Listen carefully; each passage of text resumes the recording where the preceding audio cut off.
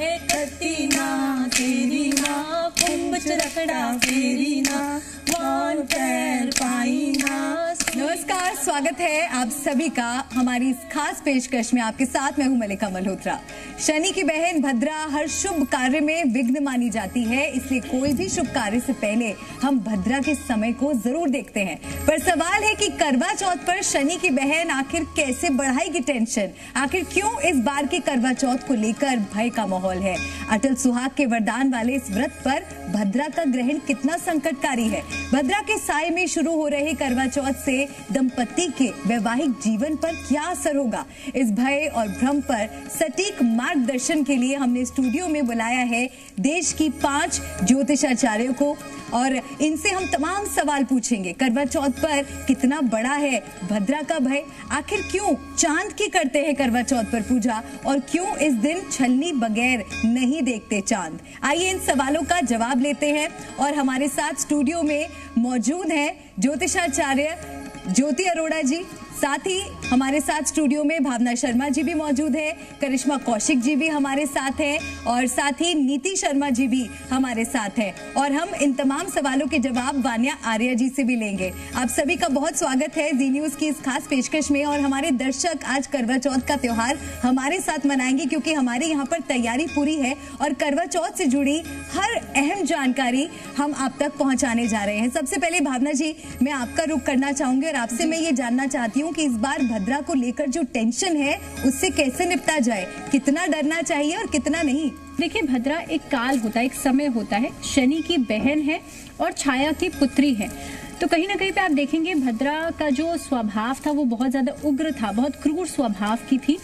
इसीलिए भद्रा का समय किसी भी मांगलिक कार्य के लिए, किसी भी शुभ कार्य के लिए सही नहीं माना जाता है।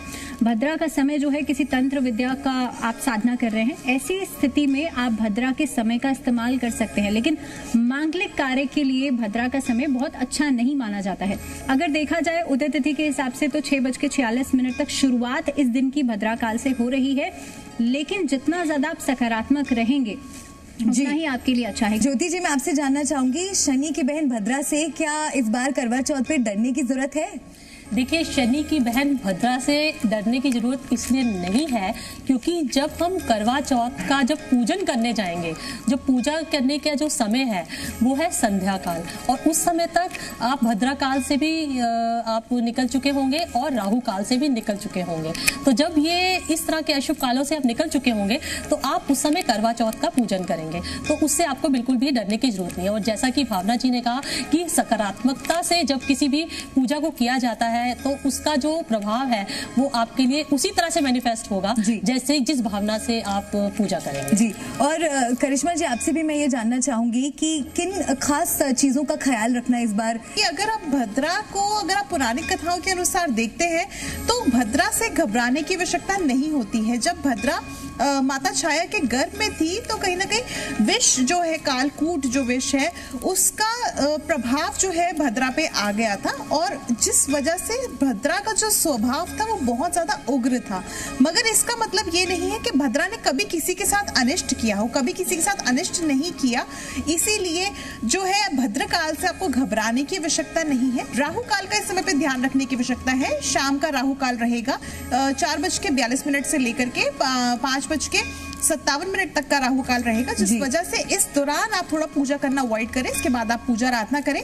7:54 लगभग 8 बजे के आसपास चंद्रमा उदय हो जाएंगे और उस दौरान जो है आप अपना चंद्रमा को अर्घ दे के व्रत का पालन करें। बिल्कुल, और सुंदर सुंदर तैयार हुई, उस पर भी मैं आगे बात करूंगी। श्रृंगार से जुड़े सवाल भी महिलाओं के मन में रहते हैं। खूब साज श्रृंगार करना है। आज तो आप ही का दिन है। आज आप जैसे आपका विवाह हुआ था उस प्रकार से 16 श्रृंगार करिए, हाथों में मेहंदी जरूर लगाइए, कांच की चूड़ियां पहनिए और विशेष रूप से कांच की या सोने की। आज कई लोग artificial bangles, don't wear anything artificial. आपका सामर्थ्य जो भी है, लेकिन आप खूब अच्छे से श्रृंगार करिए, मांग पूरी भरिए, सिंदूर लगाइए, अपने पति के लिए आप आज सजिए, क्योंकि ये एक वो दिन है जब आप एक प्रकार से अपने वैवाहिक जीवन को सेलिब्रेट कर रही होती हैं। पूरा सेलिब्रेट करें। अपनी मैरिज लाइफ का एक बहुत बड़ा प्रतीक, सिंबॉलिक माना जाता है। और ये जो व्रत है ये सौभाग्य का वरदान पत्नियों को भी देता है, लेकिन पति पत्नी के रिश्तों को भी मजबूत करता है। इसलिए मुझे लगता है कोई भी विवाहिता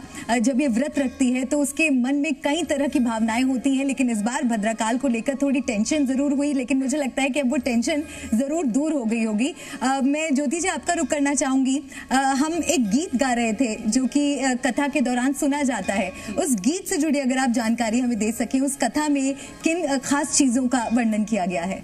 देखिए, जब हम पूजा करने बैठते हैं सारी सुहागनें, तो हम लोग उस समय थाली बटाते हैं आपस में, जिसे बोलते हैं आपस में अपना सौभाग्य बांटते हैं।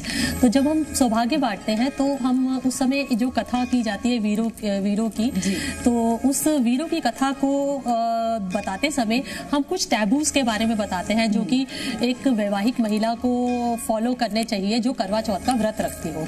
तो उसके बारे में मैं आपको बताती हूँ, जिसमें कहा जाता है कि वीरो पुड़िये करवड़ा नी सर्व सुहागन करवड़ा। एक तो ये हो गया कि ये करवड़ा जो हम बटा रहे हैं ये सर्व सुहागनों के लिए है। तो इसमें हमें जो जो नियमों का पालन करना है कि इस समय ना सुथड़ा जगाई, ना मतलब कपड़े नहीं धोए जाएंगे आज के दिन, ना ही इस दिन कुछ कटिंग का काम किया जाएगा, ना ही सोते को जगाया जाएगा अपने पति को, ना ही उस रूठे हुए पति को मनाया जाएगा, और ना ही नाराज हुआ जाएगा। ये सब चीजों का नियमों का आज का पालन करना होगा। और आज का दिन बिल्कुल शांति से और बिल्कुल जैसे बोलते हैं ना प्रेम से निकालना है, और आज अपने लिए सेलिब्रेट करना है कि आज हम जैसे नवविवाहित महिलाएं होती है ना, उसी तरह से अपने आप का श्रृंगार करना, 16 श्रृंगार करना और माँ गौरी की आराधना करना, क्योंकि माँ गौरी से ही आपको जो है सतीत्व का वरदान मिलता है। तो बस आप उन्हीं की आराधना कीजिए कि आपको शिव शंकर जैसे पति की प्राप्ति हो। बस यही एक प्रार्थना है जो आपको करनी है। तो ये वीरो कुड़िये करवड़ा सर्व सुहागन करवड़ा वाला जो मैंने गीत से शुरुआत की थी, उसका जो मतलब है वो यही है। बिल्कुल। और हमारे स्टूडियो में भी इस वक्त इतनी खूबसूरत सजावट हुई है, और जब करवा चौथ के दिन सभी महिलाएं एक साथ मिलकर पूजा के लिए बैठती हैं तो एक अद्भुत छटा होती है, एकदम खूबसूरत नजारा वो होता है। सभी महिलाएं सज धज कर तैयार होती हैं। भावना जी, श्रृंगार का बहुत महत्व माना जाता है करवा चौथ में। जी देखिए मलिका, 16 श्रृंगार हमारे शास्त्रों में बताए गए हैं, 16 श्रृंगार। लेकिन ये बहुत ज़रूरी है जानना कि श्रृंगार का आपके हेल्थ बेनिफिट से भी एक जुड़ाव है। जब आप मेहंदी लगाती हैं, आप देखेंगे जब भी कोई फेस्टिवल होता है, जब भी कोई ओकेजन्स होते हैं घर में, तो फीमेल्स हाथ में मेहंदी लगाती है, तो मेहंदी का एक कूलिंग इम्पैक्ट होता है। तो कहीं ना कहीं पे आप मेंटली शांत रहते हैं, आप पीसफुली हर चीज़ को कर पाते हैं। बिछुए धारण किए जाते हैं, तो बिछुए की जो आपकी मिडिल जो सेकंड फिंगर होती है आपके पैर की, आपके फुट की, वो सीधा आपके यूट्रस से कनेक्टेड होती है। तो कहीं ना कहीं पे आपके जो डिसबैलेंस होते हैं ये सभी खत्म होते हैं। एंड देन सिल्वर को जब आप पैरों में पहनते हैं तो उसका एक अलग एक कूलिंग इम्पैक्ट पड़ता है। तो हर एक चीज का, जब आप बिंदी लगाते हैं तो बिंदी आप अपने आज्ञा चक्र पे लगाते हैं, जिसकी वजह से आपका एनर्जी लॉस से आप बचते हैं। सेकेंडली आपका आज्ञा चक्र यहाँ से बैलेंस होता है।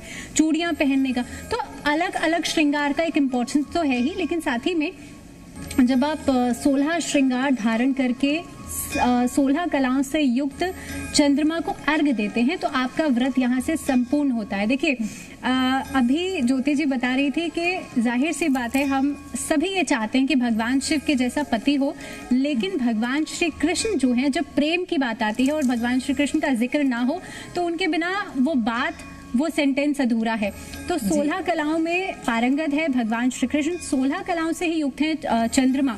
तो किसी भी व्रत को जब संपूर्ण किया जाता है तो चंद्रमा को अर्घ दिया जाता है। तो ये बहुत जरूरी है, 16 श्रृंगार इस दिन करना बहुत ज्यादा जरूरी है। हमारे पास यहाँ पूजा की पूरी तैयारी है, तो ज्योति जी मैं आपसे चाहूंगी कि अगर आप हमारे दर्शकों को बता सके कि कैसे पूजा की शुरुआत की जाती है, किन किन चीजों का प्रयोग किया जाता है और पूजा की सही विधि क्या है। देखिए, सबसे पहले तो जब आप सुबह सरगी करने लगे, उसमें सबसे पहले आपको करवा माँ का आसन बनाना होगा। करवा माँ का एक आसन बनाकर उनको पीले रंग के फूल अर्पित करने होंगे। पीले रंग के फूल जो होते हैं सबसे शुभ माने जाते हैं, तो आप उनको अर्पित कीजिए। और इसके बाद आप जो है एक दीपक प्रज्वलित कीजिए। जहां पर भी आप दीपक प्रज्वलित करें, आप वहां पर फूल जरूर डालिए। इसमें आप आरती का दीपक भी ले सकते हैं। नहीं, इसमें आप नॉर्मल दीपक भी ले सकते हैं और दोनों आटे का चौमुखी दीपक चौमुख दे सकते हैं। इसमें कोई चीज और बताऊंगी, आटे के अंदर थोड़ी सी पिंच ऑफ हल्दी अगर हम डाल दें, अच्छा, तो आज के दिन गजकेसरी योग भी बन रहा है, बिल्कुल कर सकते हैं। तो उसका बहुत अच्छा गुरु का प्रभाव भी मिलेगा। ये एक्चुअली मैं सर्गी के टाइम का बता रही हूँ, तो सर्गी के टाइम के आसपास क्योंकि भद्रा लगा है तो मैं इसलिए थोड़ा सा अवॉइड करने को बोल रही हूँ। वो पूजा के टाइम पर आई थिंक उसका बहुत अच्छा रिजल्ट आएगा। घी का दीपक, तेल ये का सुबह घी का और तिल के तेल का, दोनों सही है। तिल का तेल भी बहुत प्योर। तो सुबह के समय हमने करवा माँ का ऐसे हमने उनको स्थापित किया, आह्वान किया, और उसके बाद माँ गौरी, गणेश जी और शिव भगवान की आराधना करते हुए पूरे परिवार के, कार्तिकेय की पूरे परिवार को याद करते, क्योंकि शिव परिवार को पूरा याद करना चाहिए हमेशा।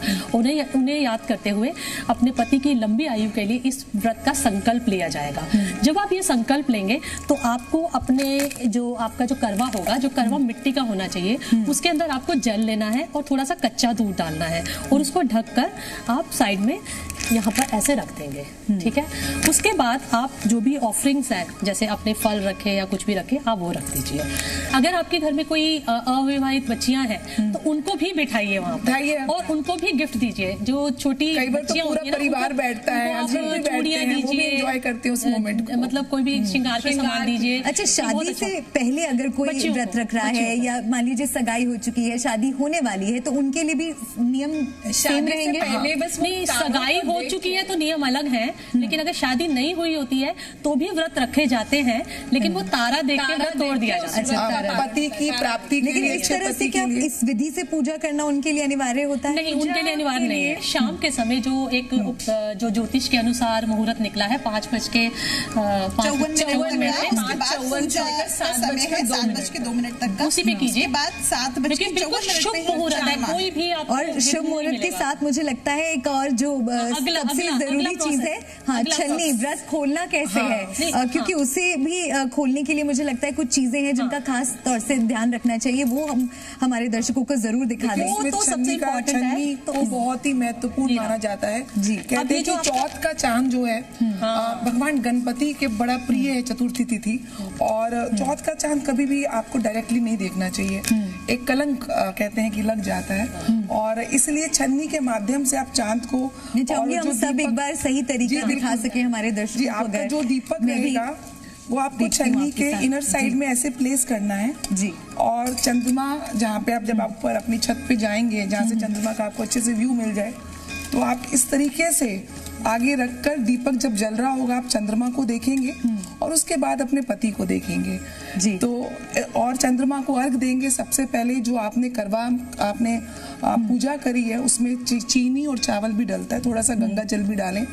सबसे पहले वो चंद्रमा को उससे अर्घ दीजिए, उसके बाद थोड़ा सा आपने प्रसाद मिठाई थोड़ा सा चंद्रमा को दीजिए। चंद्रमा से प्रार्थना करिए कि आपका जो वैवाहिक जीवन है वो सौभाग्य कारक हो, आपके पति को लंबी आयु दी जाए, और आपके पति जो है अपने कार्य क्षेत्र में, प्रोफेशनल लाइफ में, पर्सनल लाइफ में और घर परिवार में भी सुख शांति, यानी चंद्रमा से उसी समय हम प्रार्थना करें भगवान, बिल्कुल प्रार्थना करें। बड़ी इंपॉर्टेंट चीज है, इस छलनी में जितने छेद होते हैं, कहते हैं कि पति की जो उम्र है वो उतने ही साल लंबी होती है। ऐसा भी तो बड़ी छलनी बड़ी छलनी ना बहुत सारे छेदों वाली। और उसके बाद पति को देखिए और फिर पति के चरण स्पर्श जरूर करिए और उनसे आशीर्वाद प्राप्त करिए, और उसके बाद पति के आज के गिफ्ट्स का है ही है, तो अपनी डिमांड आज अपनी अच्छी से रखिए, बिल्कुल रखिए, पहले से रखिए, और उसके बाद पति के हाथ से आप उस जल का सेवन करके, और फिर एक चीज मैं बोलूंगी, आजकल सब लोग बाहर आउटसाइड डिनर के लिए जाते हैं, आप जाइए, लेकिन आज के दिन थोड़ा सात्विक रहना है, तो लहसुन प्याज से बना खाना ना खाएं, हो सके तो घर में खाएं।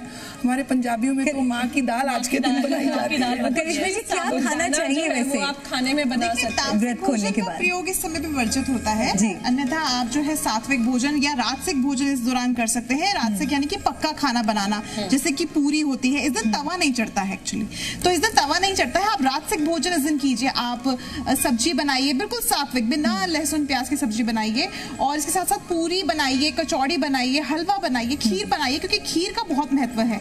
जब आप चंद्रमा को अर्घ देंगे, चंद्रमा का कनेक्शन डायरेक्ट खीर से है, क्योंकि उसमें दूध भी है, चावल भी है, चीनी भी है, और उसमें थोड़े से जो गुलाब की पंखुड़ियां हैं वो जरूर डालें, और उसी खीर से जो है आप चंद्रमा को जब अर्घ देंगे, उसी खीर से आप अपने पति के हाथ में वो खीर देके उसी से ही अपना व्रत का पारण करवाइए। देखिए कितना अच्छा इम्पैक्ट आता है, क्योंकि वो मिठास जो है ना वो आपके रिश्ते में घुल जाएगी। पति अपने पत्नियों को क्या उपहार दे सकते हैं जो आज के दिन शुभ माने जाते हैं? देखिए मल्लिका जी, उपहार जो है ना एक इमोशन है, एक फीलिंग है, एक सेंटिमेंट है। उपहार चाहे 1 रुपए का हो चाहे 1 लाख रुपए का हो, सिर्फ ये जो एक शगुन है ना, वो अपने आप में एक बहुत बड़ी जो है एक रिलेशनशिप में एक रिस्पेक्ट है, एक ऑस्पिशियसनेस है। तो उपहार जो है आप अपनी पत्नी को कुछ साड़ी दे सकते हैं, अगर आपकी समर्थता अनुसार आप कुछ ज्वेलरी दे सकते हैं, गोल्ड दे सकते हैं, डायमंड दे सकते हैं, कुछ क्रिस्टल्स दे सकते हैं, उनकी राशि के अनुसार आप उनको कुछ दे सकते हैं। मुझे लगता है जितने भी सवाल आपके मन में, आपके जहन में होंगे, उन सभी सवालों का जवाब हमारे मेहमानों ने आपको दे दिया होगा। आप सभी का बहुत बहुत शुक्रिया इस शो में हमारे साथ जुड़ने के लिए। और चलते चलते मुझे लगता है कि हमें जरूर वो गीत एक बार फिर से गुनगुनाना चाहिए। वीरों कुड़िए करबड़ानी सर्व सुहागन करबड़ाए, कटी ना तेरी ना कुंभ चरखड़ा फेरी ना, गौर पैर पाई ना स्विच धागा पाई ना, रुखड़ा मनाई ना सुथड़ा जगाई ना, बहन प्यारी वीरा चंकड़ेत पानी पीवानी, वीरों प्यारी करबड़ाने सर्व सुहागन करबड़ा।